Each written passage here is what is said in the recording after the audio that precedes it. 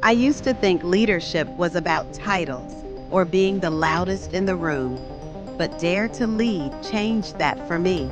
Brene Brown showed me that real leadership is about courage. And courage, it's teachable. It's a daily choice. You can't get to courage without rumbling with vulnerability. I used to avoid hard conversations at home and at work. But when I allowed myself to say, I'm not sure, or that hurt, things changed. My relationships deepened and my team trusted me more. Vulnerability stopped being a weakness and became a strength. Self-awareness and self-love matter. Who we are is how we lead. When I finally faced my inner critic, I stopped leading from insecurity. I started owning my strengths and being honest about my limits. At work, I began asking for help. At home, I stopped pretending I had it all together. Courage is contagious. One day, I stood up in a meeting and admitted I'd missed something important. That moment sparked a chain reaction. Others began to speak more openly.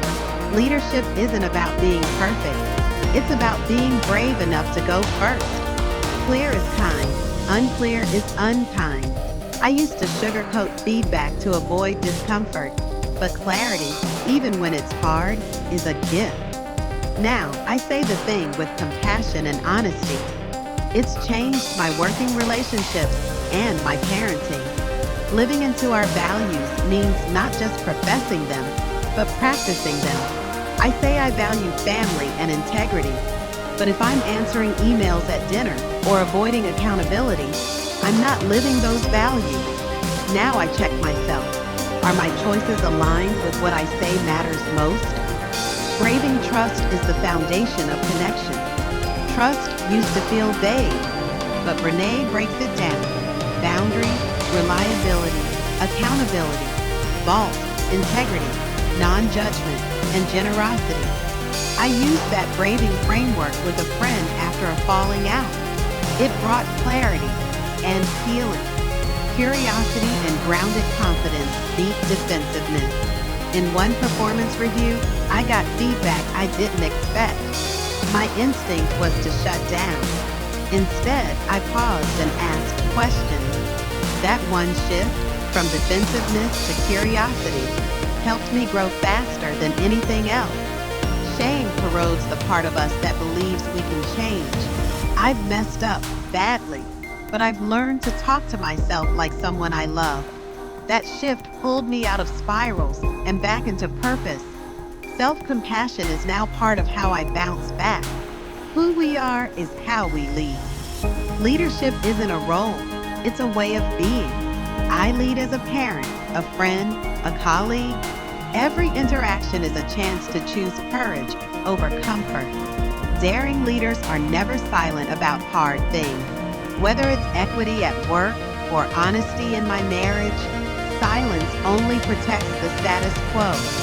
Speaking up feels risky, but not speaking costs more. I've learned to raise hard topics with heart. Armored leadership is about control. Daring leadership is about learning and growing. I used to armor up, act like I had all the answers. But now, I stay open. I listen more than I speak. And I admit when I don't know. That's when real leadership happens. Embrace the suck.